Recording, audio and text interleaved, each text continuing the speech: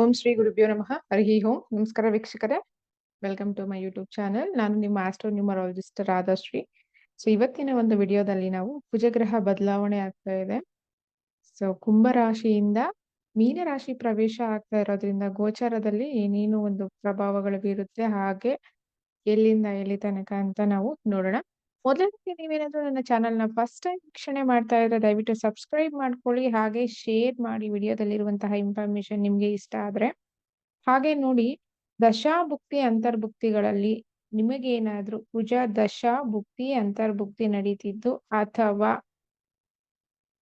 ಗೋಚಾರದಲ್ಲಿ ತುಂಬಾನೇ ಎಫೆಕ್ಟ್ ಹೊಡಿತಾ ಇದೆ ಕೆಲವೊಂದು ವಿಚಾರಗಳಿಗೆ ಅಂತ ಹೇಳಿದ್ರೆ ಕುಜನ ಪ್ರಭಾವ ಅಲ್ಲಿ ಅಧಿಕವಾಗಿರುತ್ತೆ ಅಂತಾನೆ ನಾವು ತಗೋಬೇಕಾಗುತ್ತೆ.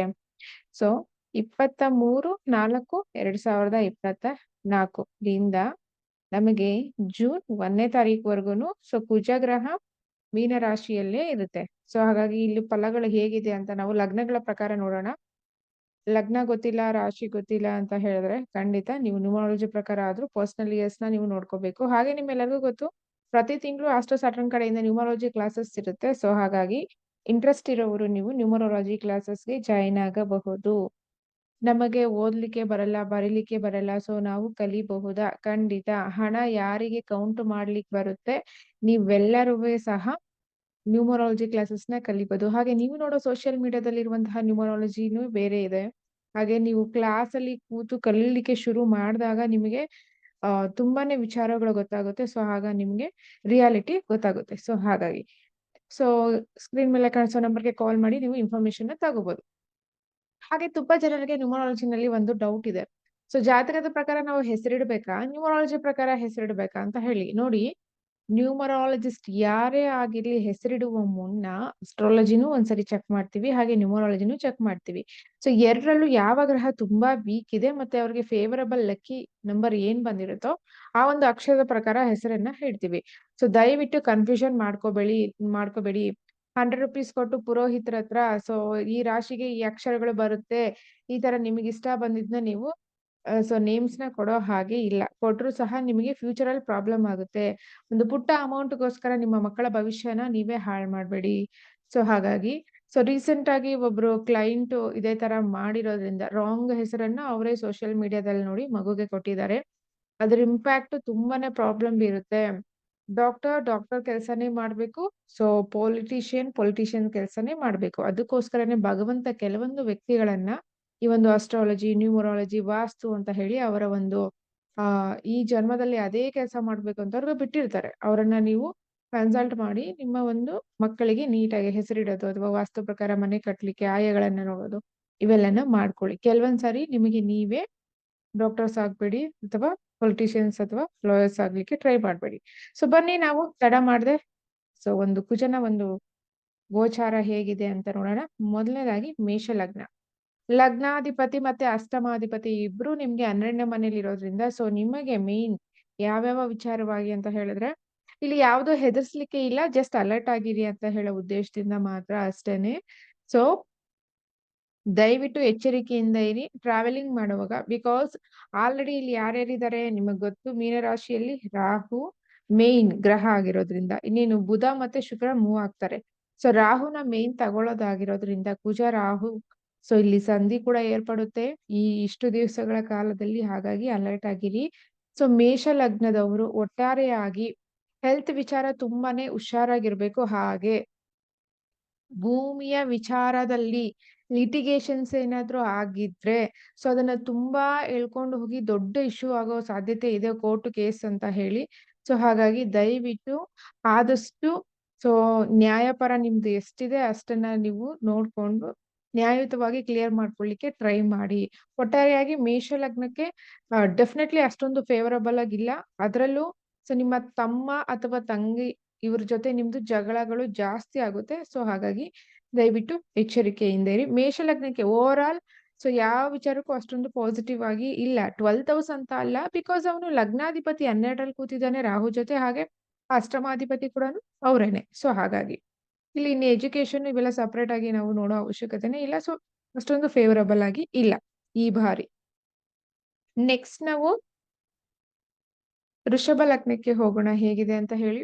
ಖಂಡಿತ ನಿಮ್ಗೆ 12th ಲಾರ್ಡ್ ಮತ್ತೆ 7th ಲಾರ್ಡ್ ಇವೆರಡೂ ಕೂಡ ನಿಮ್ಗೆ ಕುಜನೇ ಆಗಿರೋದ್ರಿಂದ 12ನೇ ಮನೆ ಅಧಿಪತಿ ಮತ್ತೆ ನಿಮ್ಗೆ ಆ ಈಗ 11ರಲ್ಲಿ ಕೂತ್ಕೋತಾ ಇರೋದ್ರಿಂದ ಖಂಡಿತ ಇಲ್ಲಿ ಒಂದು ಪ್ಲಸ್ ಪಾಯಿಂಟ್ ಇದೆ. ಯಾವ ವಿಚಾರವಾಗಿ ಅಂತ ಹೇಳಿದ್ರೆ, ಇಷ್ಟು ದಿನದಿಂದ ಯಾವುದಾದ್ರೂ ಒಂದು ಮಾತುಕತೆ ಆಗಿರಬಹುದು, ಅದು ಯಾವ ವಿಚಾರಕ್ಕೆ ಸಂಬಂಧಪಟ್ಟಿದೆ ಅಂದ್ರೆ, ಪೂರ್ವಿಕರ ಆಸ್ತಿ ಡಿವೈಡ್ ಆಗೋದ್ರಾಗಿರ್ಬೋದು, ಅಥವಾ ನೀವು ಕೊಟ್ಟಿರೋ ಹಣ ನಿಮಗೆ ವಾಪಸ್ ಬರದೆ, ಡೇಟ್ಸ್ ಮೇಲೆ ಡೇಟ್ಸ್ ಹಾಕೊಂಡು ಮುಂದೆ ಹೋಗ್ತಾ ಇದೆ, ಅಥವಾ ಚೆಕ್ ಬೌನ್ಸ್ ಆಗ್ತಾ ಇದ್ರೆ, ಇವೆಲ್ಲವೂ ಕೂಡನು. ಹಾಗೆ ವೆಹಿಕಲ್ ಯಾರಾದ್ರೂ ತಗೊಳ್ಳಿಕ್ಕೆ ಪ್ಲಾನ್ ಮಾಡಿದ್ರೆ ಡೆಫಿನೆಟ್ಲಿ ಈ ಬಾರಿ ತುಂಬಾನೇ ಚೆನ್ನಾಗಿದೆ. ಇವನ್ ಎಜುಕೇಶನ್ ವಿದ್ಯಾರ್ಥಿಗಳಿಗೂ ಕೂಡ ತುಂಬಾ ಚೆನ್ನಾಗಿದೆ. ಯಾಕೆ ಅಂತ ಹೇಳಿದ್ರೆ, ಕುಜನ ದೃಷ್ಟಿ 4, 7, 8 ಇರೋದ್ರಿಂದ ನಿಮ್ಮ 2ನೇ ಮನೆ ಹಾಗೂ ನಿಮ್ಮ 5ನೇ ಮನೆ ಮತ್ತೆ ನಿಮ್ಮ 7ನೇ ಮನೆ, ಇಷ್ಟು ಗ್ರಹಗಳಿಲ್ಲಿ ಆಕ್ಟಿವೇಟ್ ಆಗೋದ್ರಿಂದ ಈ ಬಾರಿ ಏನಾದ್ರೂ ನೀವು ಭೂಮಿ ಸೇಲ್ ಮಾಡ್ತಾ ಇದ್ರೆ ಡೆಫಿನೆಟ್ಲಿ ನಿಮ್ಗೆ ಅಧಿಕ ಲಾಭ ಬರುತ್ತೆ. ಹಾಗಾಗಿ ಒಂದು ಒಳ್ಳೆ ಟೈಮ್ ಎಲ್ಲಾ ವಿಚಾರದಲ್ಲೂ. ಎಸ್ಪೆಷಲಿ ರಿಯಲ್ ಎಸ್ಟೇಟ್ ಅಥವಾ ಬಿಲ್ಡರ್ಸ್ ಅಥವಾ ಕಾಂಟ್ರಾಕ್ಟರ್ ಅಥವಾ ಈ ಒಂದು ಎಲೆಕ್ಟ್ರಾನಿಕ್ ಡಿಪಾರ್ಟ್ಮೆಂಟ್ಸ್ ಅಲ್ಲಿ ಯಾರ್ಯಾರಿದ್ದೀರಾ, ಇಂಜಿನಿಯರಿಂಗ್ಸ್ ಆಗಿರಬಹುದು, ಈ ಟೆಕ್ನಿಕಲ್ ಡಿಪಾರ್ಟ್ಮೆಂಟ್ ಅಲ್ಲಿ ನಿಮಗೆಲ್ಲರಿಗೂ ತುಂಬಾನೇ ಒಳ್ಳೆ ಟೈಮ್ ಅಂತ ಹೇಳ್ಬೋದು ಈ period of time. Very good. ಬಳಸ್ಕೊಳ್ಳಿ ಅಂತಾನೆ ಹೇಳಬಹುದು. ಒಟ್ಟಾರೆಯಾಗಿ ವೃಷಭ ಲಗ್ನಕ್ಕೆ ತುಂಬಾನೇ ಚೆನ್ನಾಗಿದೆ. ನ್ಯೂ ಕನ್ಸ್ಟ್ರಕ್ಷನ್ಸ್ ಶುರು ಮಾಡುವಂತಹ ಸಾಧ್ಯತೆ ಅತಿ ಹೆಚ್ಚು ತೋರಿಸ್ತಾ ಇದೆ. ಅಂದ್ರೆ ಹೊಸದಾಗಿ ನೀವು ಕನ್ಸ್ಟ್ರಕ್ಷನ್ ಶುರು ಮಾಡೋ ಒಂದು ಪ್ಲಾನ್ ಎಲ್ಲಾನು ಇಲ್ಲಿ ಎಕ್ಸಾಕ್ಟ್ ಆಗಿದೆ. ನಾವು ಮಿಥುನ ರಾಶಿಗೆ ಅಥವಾ ಮಿಥುನ ಲಗ್ನಕ್ಕೆ ಹೋಗೋಣ ಹೇಗಿದೆ ಅಂತ ಹೇಳಿ. ಲಗ್ನದಿಂದ 10ನೇ ಮನೆಯಲ್ಲಿ ಕೇಂದ್ರದ ಮನೆಯಲ್ಲಿ ಕೂತ್ಕೊಂಡು ಮತ್ತೆ ಅಗೈನ್ ಲಗ್ನನೇ ನೋಡ್ತಾ ಇದ್ದಾರೆ ನಿಮ್ಗೆ. ಹಾಗಾಗಿ ಮತ್ತೆ 4th ಹೌಸ್ ಒಟ್ಟಾರೆಯಾಗಿ ತಗೊಳ್ಳಿ. ಕುಜ ಅಂದ್ರೆ ಏನಂತ ತಗೊಂತೀವಿ, ಪೊಲೀಸ್ ಡಿಪಾರ್ಟ್ಮೆಂಟ್, ಮಿಲಿಟರಿ, ಡಿಫೆನ್ಸ್, ಅದಾದ್ಮೇಲೆ ಪ್ರಾಪರ್ಟಿ, ಭೂಮಿ, ಇದೆಲ್ಲವನ್ನೂ ನಾವು ತಗೋತೀವಿ. ಈ ಒಂದು ಪೀರಿಯಡ್ ಆಫ್ ಟೈಮ್ ಅಲ್ಲಿ ಮಿಥುನ ಲಗ್ನ ಅಥವಾ ರಾಶಿಯವರು ನೀವುಗಳು ಒಂದು ದೊಡ್ಡ ಲ್ಯಾಂಡ್ ನ ತಗೊಳ್ಳೋ ಒಂದು ಸಾಧ್ಯತೆ ಇದೆ. 10 ಎಕರೆ 20 ಎಕರೆ ಈ ತರ ಒಂದು ಲ್ಯಾಂಡ್ ಸೈಟ್ ತಗೊಳ್ಳೋ ಪ್ಲಾನ್ ಇರೋರು ಸಡನ್ ಆಗಿ ನೀವು ಲ್ಯಾಂಡ್ ತಗೊಳ್ಳೋ ಸಾಧ್ಯತೆ ಇದೆ. ಆದ್ರೆ ಎಚ್ಚರಿಕೆಯಿಂದ ಇರಿ. ಜೊತೆಗೆ ರಾಹು ಕೂಡ ಇರೋದ್ರಿಂದ ನಿಮ್ಗೆ ಬ್ರೋಕರ್ಸ್ ನಿಮ್ಗೆ ಪ್ರಾಬ್ಲಮ್ ಮಾಡ್ಬೋದು ಅಥವಾ ಚೀಟಿಂಗ್ ಮಾಡ್ಬೋದು. ಡಾಕ್ಯುಮೆಂಟ್ಸ್ ಅಲ್ಲಿ ನಿಮ್ಗೆ ಪ್ರಾಬ್ಲಮ್ ಆಗೋದು. ಬಿಕಾಸ್ ಬುಧ ಕೂಡ ಈ ಮಂತ್ ಫುಲ್ ನಿಮ್ಗೆ ಇಲ್ಲೇ ವಕ್ರಿ ಆಗಿರೋದ್ರಿಂದ ಡಾಕ್ಯುಮೆಂಟ್ಸ್ ಅಲ್ಲಿ ನಾವು ತುಂಬಾ ಕೇರ್ಫುಲ್ ಆಗಿ ಇರ್ಬೇಕಾಗುತ್ತೆ. ಹಾಗಾಗಿ ಒಟ್ಟಾರೆಯಾಗಿ ಕೇಂದ್ರದಲ್ಲಿರೋದು ಒಂದು ಪ್ಲಸ್ ಪಾಯಿಂಟ್, ಅವನ ಆಸ್ಪೆಕ್ಟ್ ಕೂಡ ಪ್ಲಸ್ ಪಾಯಿಂಟ್ ಲಗ್ನದಲ್ಲೇ ಆಗಿರೋದ್ರಿಂದ ತುಂಬಾನೇ ಹೈ ಲೆವೆಲ್ ಕಾನ್ಫಿಡೆಂಟ್ ಆಗುತ್ತೆ. ನಾನು ಖಂಡಿತ ಮಾಡೇ ಮಾಡ್ತೀನಿ ಅನ್ನೋದು. ಕೆಲವೊಮ್ಮೆ ಹೈ ಲೆವೆಲ್ ಕಾನ್ಫಿಡೆಂಟ್ ಆಗಿರಬಹುದು ಅಥವಾ ಒಂದು ಆ ಸ್ಪಾಟ್ ಅಲ್ಲಿ ತಗೊಳ್ಳೋ ಡಿಸಿಷನ್ಸ್ ನಮ್ಮ ಲೈಫ್ ಮೇಲೆ ಬೀರುವಂತಹ ಸಾಧ್ಯತೆ ಇರೋದ್ರಿಂದ ಈ ಒಂದು ಡಿಪಾರ್ಟ್ಮೆಂಟ್ ನ ನೀವು ನೋಡ್ಕೊಳ್ಳಿ. ನೆಕ್ಸ್ಟ್ ಕರ್ಕಾಟಕ ಲಗ್ನಕ್ಕೆ. ಕರ್ಕಾಟಕ ಲಗ್ನಕ್ಕೆ ಕೊನೆಯದಾಗಿ ಇತ್ತೀಚಿನ ದಿನಗಳಲ್ಲಿ ಕೆಲವೊಂದು ಗ್ರಹಗಳು ಖಂಡಿತ ಫೇವರಬಲ್ ಆಗ್ತಾ ಇದೆ. ಬಿಕಾಸ್ ಅವ್ರು ಎಷ್ಟೊಂದು ಸಫರ್ ಮಾಡ್ತಾ ಇದ್ದಾರೆ ಆಲ್ರೆಡಿ. ಹಾಗಾಗಿ ಲಗ್ನದಿಂದ 9ನೇ ಮನೆಯಲ್ಲಿ ಕೂತ್ಕೋತಾ ಇರೋ ಕುಜ ನಿಮ್ಮ 12ನೇ ಮನೆಯ ದೃಷ್ಟಿನೂ ನೋಡ್ತಿದ್ದಾರೆ. 3ನೇ ಮನೆ ದೃಷ್ಟಿ ಹಾಗೆ ನಿಮಗೆ 4ನೇ ಮನೆ ದೃಷ್ಟಿನೂ ನೋಡ್ತಾ ಇದ್ದಾರೆ. ಇಲ್ಲಿ ಒಂದು ವಿಚಾರ ಏನು ಅಂತ ಹೇಳಿದ್ರೆ, ಎಸ್ಪೆಷಲಿ ಕರ್ಕಾಟಕ ಲಗ್ನದವರಿಗೆ ಯೋಗಕಾರಕ ಗ್ರಹ ಆಗಿರೋದ್ರಿಂದ ಇವರಿಗೆ ಖಂಡಿತ ಇಲ್ಲಿ ಕೆಲವೊಂದು ವಿಚಾರದಲ್ಲಿ ತುಂಬಾನೇ ಫೇವರಬಲ್ ಆಗಿದೆ. 12ನೇ ಮನೆ ನೋಡಿದ ತಕ್ಷಣ ಏನ್ ತೊಂದರೆ ಆಗೋದಿಲ್ಲ. ಹಾಗಾಗಿ ಒಂದು ಸ್ಟೇಟ್ ಬಿಟ್ಟು ಇನ್ನೊಂದು ಸ್ಟೇಟ್ಗೆ ಯಾವ ವಿಚಾರವಾಗಿ ಹೋಗೋ ಸಾಧ್ಯತೆ ಇದೆ ಅಂದ್ರೆ ಅಗೇನ್ ಭೂಮಿ ವಿಚಾರವಾಗಿ ಅಥವಾ ಟ್ರಾನ್ಸ್ಫರ್ ವಿಚಾರವಾಗಿ ಅಂಡ್ ಫೈನಾನ್ಸ್ ಡಿಪಾರ್ಟ್ಮೆಂಟ್ ವಿಚಾರವಾಗಿನೇ ನೀವು ಹೋಗುವ ಸಾಧ್ಯತೆ ಇದೆ. ಎಸ್ಪೆಷಲಿ ಬ್ಯಾಂಕ್ ಅಲ್ಲಿ ಯಾರಾದ್ರೂ ಕೆಲಸ ಮಾಡ್ತಾ ಇದ್ರೆ ಅಥವಾ ಡಾಕ್ಟರ್ಸ್ ಆಗಿರಬಹುದು. ಈ ಒಂದು ಪೀರಿಯಡ್ ಆಫ್ ಟೈಮ್ ಅಲ್ಲಿ ಹೈಲಿ ಏನಾಗುತ್ತೆ ಅಂತ ಹೇಳಿದ್ರೆ ಸರ್ಜರಿಗಳು ತುಂಬಾನೇ ತೋರಿಸ್ತಾ ಇದೆ. ಅಂದ್ರೆ ಆಪರೇಷನ್ಸ್ ಜಾಸ್ತಿ ತೋರಿಸ್ತಾ ಇರೋದ್ರಿಂದ ಇದು ಪಾಸಿಟಿವ್ ವೇನಲ್ಲಿ ಅಂದ್ರೆ ಈ ಕುಜ ಮೂವ್ ಆಗ್ತಾ ಇರೋದ್ರಿಂದ ನಮಗೆ 12th ಕಾಲಪುರುಷನ ಕುಂಡ್ಲಿಯಿಂದ 12th ಹೌಸ್ ಆಗಿರೋದ್ರಿಂದ ಕೂಡನು ತುಂಬಾ ಹಾಸ್ಪಿಟಲ್ಸ್ ಅಲ್ಲಿ ಸರ್ಜರೀಸ್ ಮೇನ್. ಡೈರೆಕ್ಟ್ ಆಪರೇಷನ್ಸ್ ಜಾಸ್ತಿ ಇರೋದ್ರಿಂದ ಈ ಕೆಲಸದ ವಿಚಾರವಾಗಿ ನೀವು ಟ್ರಾವೆಲ್ ಮಾಡುವ ಸಾಧ್ಯತೆ ಅಥವಾ ಟಯರ್ಡ್ ಆಗೋ ಸಾಧ್ಯತೆ ಅತಿ ಹೆಚ್ಚು ತೋರಿಸ್ತಾ ಇದೆ. ಹಾಗೆ ಬಾಡಿಲಿ ಯಾವ್ದಾದ್ರು ಇನ್ಫೆಕ್ಷನ್ ಆಗಿ ಅಥವಾ ಬ್ಲಡ್ ಇನ್ಫೆಕ್ಷನ್ ಆಗೋ ಸಾಧ್ಯತೆ ಅಥವಾ ಗರ್ಭಿಣಿಯರು ಯಾರಾದ್ರೂ ಇದ್ರೆ ಅಬೋಷನ್ಸ್ ಆಗೋ ಸಾಧ್ಯತೆ ಇದೆ. ನಿಮ್ದೇನು ಡಾಕ್ಟರ್ ನಿಮ್ಗೆ ಪ್ರಿಸ್ಕ್ರಿಪ್ಷನ್ಸ್ ಬರ್ಕೊಟ್ಟಿದಾರೋ ಅದನ್ನ ನೀವು ಫಾಲೋ ಮಾಡ್ಬೇಕಾಗುತ್ತೆ. ಇಲ್ಲ ಅಂತ ಹೇಳಿದ್ರೆ ಇಲ್ಲಿ ನಿಮಗೆ ನೆಗೆಟಿವ್ ಆಗೋ ಸಾಧ್ಯತೆ ಇದೆ. ಸ್ವಲ್ಪ ಎಚ್ಚರಿಕೆಯಿಂದ ಇರಿ. ಒಟ್ಟಾರೆಯಾಗಿ ಕರ್ಕಾಟಕ ಲಗ್ನಕ್ಕೆ ಕೆಲವೊಂದು ವಿಚಾರದಲ್ಲಿ ಪ್ಲಸ್ ಇದೆ. But higher education, MBBS, pharmacy, doctors ಈ ರಿಲೇಟೆಡ್ ಯಾರೆಲ್ಲ ಇದರ ಮೆಡಿಕಲ್ ಡಿಪಾರ್ಟ್ಮೆಂಟ್ ಇವ್ರಿಗೆಲ್ಲ ತುಂಬಾನೇ ಪಾಸಿಟಿವ್ ಆಗಿದೆ. ಅಂಡ್ ಟ್ರಾವೆಲಿಂಗ್, ಸಡನ್ ಟ್ರಾವೆಲಿಂಗ್ಸ್ ತೋರಿಸ್ತಾ ಇದೆ. ಹಾಗೆ ನಿಮ್ಮ ರಿಲೇಷನ್ಸ್ ಅಥವಾ ನಿಮ್ಮ ತಮ್ಮ ತಂಗಿಯರ ಮದುವೆ ಯಾರ್ದಾದ್ರೂ ಸೆಟ್ ಆಗಿದ್ರೆ ಸಡನ್ ಆಗಿ ನೀವು ಹೋಗೋ ಸಾಧ್ಯತೆ ಕೂಡ ಇಲ್ಲಿ ತೋರಿಸ್ತಾ ಇದೆ. ನೆಕ್ಸ್ಟ್ ನೆಕ್ಸ್ಟ್ ನಾವು ಸಿಂಹ ಲಗ್ನಕ್ಕೆ ನೋಡೋಣ. ಸೊ ಲಗ್ನದಿಂದ ನಿಮಗೆ ಲಗ್ನದಿಂದ ನಿಮಗೆ 8ನೇ ಮನೆಯಲ್ಲಿ ಕುಜ ಹಾಗೆ ರಾಹು ಕೂಡ ಅಲ್ಲೇ ಇದ್ದಾರೆ. ಸೊ ಆದಷ್ಟು ಈ ಒಂದು ಪೀರಿಯಡ್ ಇಲ್ಲಿ ಏನ್ ಈ ಪೀರಿಯಡ್ ಇದೆಯಲ್ಲ, ಇಲ್ಲಿ ಕಂಪ್ಲೀಟ್ ಪೀರಿಯಡ್ ಈ ತರ ಬರೋದಿಲ್ಲ. ಸೊ ಯಾಕಂದ್ರೆ ಅಲ್ಲಿ 3 ನಕ್ಷತ್ರಗಳಿದಾವೆ ನಿಮ್ಗೆ. ಹಾಗಾಗಿ ಡೆಫಿನೆಟ್ಲಿ ನೀವು ಆ 3 ತರದ ಒಂದು ಬಿಹೇವಿಯರ್ಸ್ ಆಗಿರ್ಬೋದು ಅಥವಾ ಒಂದು ಫಲಗಳನ್ನ ನಾವು ನೋಡ್ತೀವಿ. ಬಿಕಾಸ್ ಕುಜ ರೇವತಿ ನಕ್ಷತ್ರದಲ್ಲಿ ಕೂತ್ಕೊಂಡಾಗ ಬೇರೆ ಫಲಗಳು ಬರುತ್ತೆ. ಹಾಗೆ ಗುರುವಿನ ನಕ್ಷತ್ರದಲ್ಲಿ, ಶನಿ ನಕ್ಷತ್ರದಲ್ಲಿ ಕೂತ್ಕೊಂಡಾಗ ಬೇರೆ ಫಲಗಳು ಬರುತ್ತೆ. ಸೊ ಹಾಗಾಗಿ ನೀವು ನೋಡ್ಕೋಬೇಕಾಗುತ್ತೆ. 8th ಹೌಸ್ ಬಂದ ತಕ್ಷಣ ಭಯ ಪಡೋಂಗಿಲ್ಲ. ಬಿಕಾಸ್ 2nd ಹೌಸ್ ಕೂಡ ಅವ್ರು ಆಸ್ಪೆಕ್ಟ್ ಮಾಡೋದ್ರಿಂದ ನಿಮ್ಮ ಮಾತಿನ ದಾಟಿಯಲ್ಲಿ ಸ್ವಲ್ಪ ಎಚ್ಚರಿಕೆಯಿಂದ ಇರಿ. ಹಾಗೆ ಯಾರಾದ್ರೂ ಮಕ್ಕಳು ಸಮ್ಮರ್ ಕ್ಯಾಂಪಸ್ ಇರೋದ್ರಿಂದ ತುಂಬಾನೇ ನೀವು ಹೊರಗಡೆ ಕಳ್ಸೋದ್ರಿಂದ, ಕುಜ ಜೊತೆ ರಾಹು ಇರೋದ್ರಿಂದ, ಸೊ ಮೆಟ್ಲು ಇಳಿಯುವಾಗ ಆಗಿರ್ಬೋದು, ಲಿಫ್ಟ್ ಆಗಿರಬಹುದು, ಸೊ ಇಲ್ಲೆಲ್ಲ ಹತ್ತಿ ಇಳಿಯುವಾಗ ಮಕ್ಕಳನ್ನ ಹುಷಾರಾಗಿ ನೋಡ್ಕೊಳ್ಳಿ. ಹಾಗೆ ಸ್ವಿಮ್ಮಿಂಗ್ ಕ್ಲಾಸಸ್ ಯಾರಾದ್ರೂ ಕಳಿಸ್ತಾ ಇದ್ರೆ, ಬಿಕಾಸ್ ವಾಟರ್ ಸೈನ್ ಆಗಿರೋದ್ರಿಂದ ಅಲ್ಲಿ ಕೂಡ ನಿಮಗೆ ಸೊ ಮಕ್ಕಳಿಗೆ ಸಣ್ಣ ಪುಟ್ಟ ಜಾರೋದು, ಬೀಳೋದು, ಈ ತರ ಪುಟ್ಟ ಪುಟ್ಟ ಒಂದು ಗಾಯಗಳಾಗೋ ಸಾಧ್ಯತೆ ಇದೆ. ಅಥವಾ ಮಂಚದ ಮೇಲಿಂದಾನೇ ಮಕ್ಕಳು ಕೆಳಗಡೆ ಬೀಳೋದು ಅಥವಾ ಫ್ಲೋರ್ ಇಂದ ಸ್ಕಿಪ್ ಆಗೋದು, ಈ ತರ ಎಲ್ಲ ಇದೆ. ದಯವಿಟ್ಟು ಎಚ್ಚರಿಕೆಯಿಂದ ಇರಿ. ಹಾಗೆ ಡ್ರೈವಿಂಗ್ ಯಾರಾದ್ರೂ ಈ ಟೈಮಲ್ಲಿ ಕಲಿಬೇಕು, ಡ್ರೈವಿಂಗ್ ಸ್ಕೂಲ್ ಅಥವಾ ಡ್ರೈವಿಂಗ್ ಕಲಿಬೇಕು, ಡ್ರೈವಿಂಗ್ ಸ್ಕೂಲ್ ಅವರು ಕೂಡ ನೀವು ಸ್ವಲ್ಪ ಹುಷಾರಾಗಿ ಹ್ಯಾಂಡಲ್ ಮಾಡಬೇಕಾಗುತ್ತೆ. ಬಿಕಾಸ್ 8th ಹೌಸ್ ಯಾವಾಗ್ಲೂ ನಮಗೆ ಡಿಲೇ, ಅಬ್ಸ್ಟಿಕಲ್ಸ್, ಲೇಟ್, ಸೊ ಅಥವಾ ಸಡನ್ ಇವೆಂಟ್ಸ್ ನ ಕ್ರಿಯೇಟ್ ಮಾಡುತ್ತೆ. ಸೊ ಹಾಗಾಗಿ ನೋಡ್ಕೋಬೇಕಾಗುತ್ತೆ. ಒಟ್ಟಾರೆಯಾಗಿ ಸೊ ಸಿಂಹ ಲಗ್ನದವರು ಸ್ವಲ್ಪ ಎಚ್ಚರಿಕೆಯಿಂದ ಇರಿ. ಯಾರಿಗಾದ್ರೂ ನಿಮ್ಗೆ ಬ್ಲಡ್ ಇನ್ಫೆಕ್ಷನ್ ಆಗಿರಬಹುದು ಅಥವಾ ಸೊ ಅಸ್ತಮಾ ಇದ್ರೆ, ಸೊ ಅಥವಾ ತುಂಬಾನೇ ತಲೆನೋವು ಅಥವಾ ಬ್ರೈನ್ ಅಲ್ಲಿ ಏನಾದ್ರು ಬ್ಲಡ್ ಏನಾದ್ರು ನಿಮ್ಗೆ ಹೆಪ್ಪುಗಟ್ಟಿದೆ ಅಂತ ಏನಾದ್ರು ಡಾಕ್ಟರ್ಸ್ ಹೇಳಿದ್ರೆ, ಈ ಪೀರಿಯಡ್ ಆಫ್ ಟೈಮ್ ಅಲ್ಲಿ ನಿಮ್ಗೆ ಅದು ಸರ್ಜರಿ ಆಗೋ ಸಾಧ್ಯತೆ ಇದೆ. ಈ ಡಿಪಾರ್ಟ್ಮೆಂಟ್ ಅಲ್ಲಿ ಸ್ವಲ್ಪ ಎಚ್ಚರಿಕೆಯಿಂದ ಇರಿ. ಅದನ್ನ ಹೊರತುಪಡಿಸಿ ಕೆಲವೊಂದು ವಿಚಾರಗಳಿಗೆ ಚೆನ್ನಾಗಿದೆ. ಎಜುಕೇಶನ್ ಅಲ್ಲಿ ಅಷ್ಟೊಂದು ಫೇವರಬಲ್ ಆಗಿ ಇಲ್ಲ. ನೆಕ್ಸ್ಟ್ ನಾವು ಕನ್ಯಾ ಲಗ್ನಕ್ಕೆ ಹೋಗೋಣ. ಸೊ ಲಗ್ನದಿಂದ 7ನೇ ಮನೆ ಕುಜ ಬಂದಿರೋದು, ಹಾಗೆ ಲಗ್ನನೇ ನೋಡ್ತಿದ್ದಾರೆ ಮತ್ತೆ ನಿಮ್ಗೆ 2ನೇ ಮನೆ ಕೂಡ ನೋಡ್ತಾ ಇದ್ದಾರೆ. ಸೊ ಹಾಗಾಗಿ ಸೊ ಇಲ್ಲಿ ಇಂಪಾರ್ಟೆಂಟ್ ಏನಪ್ಪಾ ಅಂತ ಹೇಳಿದ್ರೆ, ಕುಜ ರಾಹು ಇಬ್ಬರು ಕೂಡ ನಿಮ್ಗೆ ಅಟ್ ಎ ಟೈಮ್ ಲಗ್ನ ನೋಡೋದ್ರಿಂದ ಸೊ ತುಂಬಾ ಅಗ್ರೆಸಿವ್ ಆಗೋ ಸಾಧ್ಯತೆ ಇದೆ. ನೀವು ಮತ್ತೆ ಓವರ್ ಕಾನ್ಫಿಡೆಂಟ್ ಆಗಿರಬಹುದು, ಸೊ ಫೈರ್ ಆಗ್ಬೋದು, ಅಥವಾ ಮನೇಲಿ ಕಿರಿಕಿರಿ ಉಂಟು ಮಾಡೋದಾಗಿರ್ಬಹುದು, ಅಥವಾ ಪೇರೆಂಟ್ಸ್ ಹೇಳಿದ ಮಾತನ್ನ ಕೇಳದೆ ಸೊ ನೀವೇ ಓನ್ ಡಿಸಿಷನ್ ತಗೊಂಡು ಟ್ರಿಪ್ ಹೋಗೋದಾಗಿರ್ಬೋದು, ಅಥವಾ ಚೇಂಜ್ ಆಫ್ ಜಾಬ್ ಮಾಡೋದಿರ್ಬೋದು, ಚೇಂಜ್ ಆಫ್ ಪ್ಲೇಸ್ ಮಾಡೋದಿರ್ಬೋದು. ಸೊ ಈ ವಿಚಾರವಾಗಿ ಸ್ವಲ್ಪ ಎಚ್ಚರಿಕೆಯಿಂದ ನೀವು ನೋಡ್ಕೋಬೇಕಾಗುತ್ತೆ. ಟೋಟಲಿ ಆಗಿ ಅಗ್ರೆಸಿವ್ ಇದೆ. ಸೊ ಫೈರ್ ಜಾಸ್ತಿ ಆಗುತ್ತೆ, ಹೆಡೇಕ್ ಜಾಸ್ತಿ ಆಗುತ್ತೆ ಈ ಪೀರಿಯಡ್ ಆಫ್ ಟೈಮ್ ಅಲ್ಲಿ. ಸೊ ಅಷ್ಟೊಂದು ನಿಮಗೆ ಪ್ರಾಬ್ಲಮ್ ಇಲ್ಲದೆ ಇದ್ರು ಕೂಡ ಕೆಲವೊಮ್ಮೆ ಪುಟ್ಟ ಪುಟ್ಟ ಪ್ರಾಬ್ಲಮ್ಸೇ ನಮ್ಗೆ ದೊಡ್ಡ ಇಶ್ಯೂಸ್ ನ ತಂದ್ಕೊಡೋದ್ರಿಂದ ಆ ಒಂದು ಡಿಪಾರ್ಟ್ಮೆಂಟ್ ಅಲ್ಲಿ ಜಸ್ಟ್ ನೀವು ಅಲರ್ಟ್ ಆಗಿರಿ. ಸೊ ನೆಕ್ಸ್ಟ್ ನಾವು ನೋಡೋಣ ತುಲಾ ಲಗ್ನಕ್ಕೆ ಹೇಗಿದೆ ಅಂತ ಹೇಳಿ. ಸೊ ತುಲಾ ಲಗ್ನದವರಿಗೆ ಲಗ್ನದಿಂದ 6ನೇ ಮನೆ ಕುಜ ಆಗಿರೋದ್ರಿಂದ ಸೊ ಸಡನ್ ಆಗಿ ನಿಮ್ ರಿಲೇಟಿವ್ಸ್ ಅಥವಾ ನಿಮ್ಮ ವೈಫ್ ಅಥವಾ ಹಸ್ಬೆಂಡ್ ಮನೆ ಕಡೆಯವರು ಪ್ರಾಪರ್ಟಿ ರಿಲೇಟೆಡ್ ನಿಮಗೆ ಏನಾದ್ರೂ ತೊಂದರೆ ಮಾಡೋದು ಅಥವಾ ನೋಟಿಸ್ ಕಳ್ಸೋದು, ಬೇರೆಯವ್ರದ್ದು ಯಾರ್ದೋ ಮಾತು ಕೇಳ್ಕೊಂಡು ಈ ತರ ಸಾಧ್ಯತೆ ಇದೆ. ನೀವು ನೋಡ್ಕೊಳ್ಳಿ. ಹಾಗೆ ಸೊ ಈ ಪೀರಿಯಡ್ ಆಫ್ ಟೈಮ್ ಅಲ್ಲಿ ಆದಷ್ಟು ಕುಜ ಆಲ್ರೆಡಿ 6th ಹೌಸ್ ಹೋಗ್ತಾ ಇದ್ದಾನೆ. ಸೊ ಒಂದು ಬ್ಲಡ್ ಚೆಕಪ್ ಅಥವಾ ಈ ತರ ಒಂದು ಡಿಪಾರ್ಟ್ಮೆಂಟ್ ಅಲ್ಲಿ ನಿಮಗೆ ಒಂದು ಹೆಲ್ತ್ ಇಶ್ಯೂಸ್ ಇದೆ, ಅದೊಂದು ನೋಡ್ಕೋಬೇಕಾಗುತ್ತೆ. ಬಟ್ ಜಾಬ್ ವಿಚಾರದಲ್ಲಿ ಸೊ ಜಾಬ್ ಯಾರಾದ್ರೂ ಚೇಂಜ್ ಮಾಡ್ತಾ ಇದ್ದೀವಿ ಇಂಜಿನಿಯರಿಂಗ್ ಡಿಪಾರ್ಟ್ಮೆಂಟ್ ಅಲ್ಲಿ ಇರೋರು ಅಂತ ಹೇಳಿದ್ರೆ ಇದೊಂದು ಪೀರಿಯಡ್ ಟೈಮ್ ಚೆನ್ನಾಗಿದೆ. ಸೊ ಖಂಡಿತ ನೀವು ಇದನ್ನ ಬಳಸ್ಕೋಬಹುದು. ಅದಾದ್ಮೇಲೆ ನಿಮ್ಗೆ ಅವ್ರು 2ನೇ ಮನೆ ಅಧಿಪತಿ ಕೂಡ 6ರಲ್ಲಿ ಕೂತಿರೋದ್ರಿಂದ ಏನಾಗುತ್ತೆ ಅಂತ ಹೇಳಿದ್ರೆ, ಮಾತಿನ ಸೇಮ್ ಅಗೇನ್ ಮಾತಿನ ಒಂದು ಧಾಟಿಯಲ್ಲಿ ಎಚ್ಚರಿಕೆಯಿಂದ. ಹಾಗೆ ಯಾರಿಗೆಲ್ಲ ಉಳ್ಕಲ್ಲಾಗಿದೆ ಅಂದ್ರೆ ಟೀತ್ ಪ್ರಾಬ್ಲಮ್ ಆಗಿದೆ, ಸೊ ಇಲ್ಲಿ ಉಲ್ಬಣ ಆಗೋ ಸಾಧ್ಯತೆ ಇರುತ್ತೆ ನೋಡಿ. ಬಿಕಾಸ್ ಸೊ ಇದು 2nd ಹೌಸ್ ಆಗಿರೋದ್ರಿಂದ ನಿಮ್ಗೆ ವೃಶ್ಚಿಕ ಅವನ ಅಧಿಪತಿ ಅದೇ ಆಗಿರೋದ್ರಿಂದ ಸೊ ಇದೇನಾಗುತ್ತೆ ಅಂತ ಹೇಳಿದ್ರೆ ಹಲ್ಲುಗಳಿಗೆ ಸಂಬಂಧಪಟ್ಟ ಹಾಗೆ ಸೊ ಹೊಸಡುಗಳ ತೊಂದರೆ ಆಗೋದು ಅಥವಾ ನೋವು ಹೆಚ್ಚಾಗೋದು ಇವೆಲ್ಲ ಆಗೋ ಸಾಧ್ಯತೆ ಇದೆ. ಇಲ್ಲೊಂಚೂರು ಅಲರ್ಟ್ ಆಗಿರಿ. ಬಟ್ ಎಜುಕೇಶನ್ ವೈಸ್ ಅಂತ ಏನು ಪ್ರಾಬ್ಲಮ್ ಮಾಡೋದಿಲ್ಲ. ಆದರೆ ಸೊ ಯಾರಾದ್ರೂ ಬೆಡ್ಡಿಂಗ್ ಅಥವಾ ಅಡಿಕ್ಷನ್ ಸೊ ಈ ಡಿಪಾರ್ಟ್ಮೆಂಟ್ ಅಲ್ಲಿ ಹೋದ್ರೆ ಸೊ ತುಂಬಾನೇ problem. And more ever shares ಅಲ್ಲಿ ಖಂಡಿತ ಈ 1 ಮಂತ್ ಸ್ವಲ್ಪ ಯಾರು ಇನ್ವೆಸ್ಟ್ ಮಾಡ್ಲಿಕ್ಕೆ ಟ್ರೈ ಮಾಡಬೇಡಿ. ಮಾಡಿದ್ರು ಸಹ ತುಂಬಾ ಎಕ್ಸ್ಪರ್ಟ್ಸ್ ಇದ್ರೆ ಮಾತ್ರ ಮಾಡಿ. ಅದರ್ವೈಸ್ ಸೊ ಶೇರ್ಸ್ ಅಲ್ಲಿ ಅಷ್ಟೊಂದು ಈ ಬಾರಿ ಫೇವರಬಲ್ ಆಗಿ ಇಲ್ಲ ಈ ಪೀರಿಯಡ್ ಆಫ್ ಟೈಮ್ ಅಲ್ಲಿ. ನೆಕ್ಸ್ಟ್ ಮದ್ವೆ ವಿಚಾರ ಅಷ್ಟೊಂದು ಫೇವರಬಲ್ ಆಗಿಲ್ಲ. ಸೊ ಅಷ್ಟೊಂದು ಚೆನ್ನಾಗಿಲ್ದೇ ಇರೋದ್ರಿಂದ ಸ್ವಲ್ಪ ಸಣ್ಣ ಪುಟ್ಟ ಮಿಸ್ಅಂಡರ್ಸ್ಟ್ಯಾಂಡಿಂಗ್ಸ್ ಬಂದ್ರು ಒಬ್ರು ಯಾರಾದ್ರೂ ಕೂಲ್ ಆಗಿ ಒಬ್ರು ಯಾರಾದ್ರೂ ರೈಸ್ ಆದ್ರೂ ಸರಿ ಹೋಗುತ್ತೆ. ನಾವು ವೃಶ್ಚಿಕ ಲಗ್ನಕ್ಕೆ ನೋಡೋಣ ಹೇಗಿದೆ ಅಂತ ಹೇಳಿ.